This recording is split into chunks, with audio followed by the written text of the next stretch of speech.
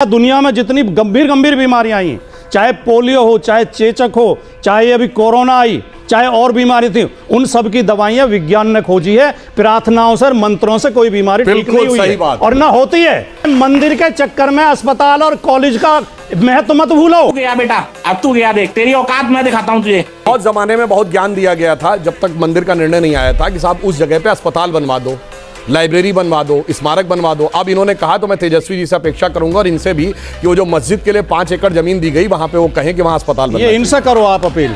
अरे अब नहीं, अब अस्पताल से ऊपर मस्जिद है, मगर मंदिर से ऊपर अस्पताल है। ये है झुक के रहना पड़ेगा मेरे आगे। झुक के रहेगा तो ठीक है, नहीं तो उसके इतने झूठ पड़ेंगे मुंह पर। अगर अल्लाह को स्पीकर की जरूरत नहीं है तो हनुमान जी को चालीसा सुनने के लिए स्पीकर की जरूरत है। आप एक और देखिए, अब आप जैसे हनुमान चालीसा में कहते हैं जय हनुमान ज्ञान गुण सागर, हनुमान जी की स्तुति करते हैं। अब हमारे मन की बात है, अजान में क्या कहते हैं? अजान में क्या कहते हैं? अशहदु इलाहुल्लल्लाह, अल्लाह के अलावा कोई इबादत के लायक नहीं है। अशहदु मोहम्मद रसूलुल्लाह का अर्थ यह हुआ कि रसूल के अलावा, मोहम्मद साहब के अलावा कोई पैगंबर नहीं है। तो जैनों के 24 तीर्थंकरों का अपमान, सिखों के 10 गुरुओं का अपमान, हिंदुओं के 10 अवतारों का अपमान आपके मन में है। घर में आपको प्रॉब्लम अजान से है, लाउड स्पीकर से नहीं है। मतलब अजान से प्रॉब्लम, मैं बता रहा हूँ, लाउड स्पीकर से सही बात बोलिए ना। फिर बता रहा हूँ, सुनिए। घूम फिर के क्यों पहुंच? आपके मन में है कि मेरे पिताजी सबसे लायक है, मैं अपने घर में कहूंगा।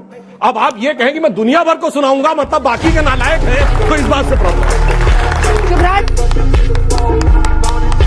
आप इस्लामोफोबिक बात कर रहे हैं। इस्लामोफोबिक तो अच्छा चलिए सुनिए, एक कम्युनिस्ट है ना सर, एक मिनट सर, एक कम्युनिस्ट कंट्री बताइए जहां तोप लगा के मस्जिदें न उड़ाई गई। बोलिए, Czechoslovakia, Romania, Hungary, Bulgaria, Poland, north Korea, China, Russia. बोलो, आप सुनिए।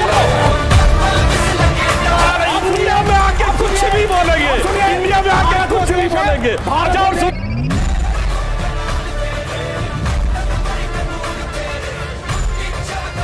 और उठ रही है आजकल बड़ी तेजी के साथ। मुगलों को बहुत पढ़ाया गया है किताबों में, हमारे हिंदुओं को कोई कुछ नहीं पढ़ाया गया। भैया कोई पढ़ा लिखा आदमी बता, क्या हिंदुओं को नहीं पढ़ाया गया? कौन से विषय में नहीं पढ़ाया गया? हमने भी थोड़ा बहुत पढ़ा है, ठीक। हम कोई बिना पढ़े लिखे तो आगे नहीं है।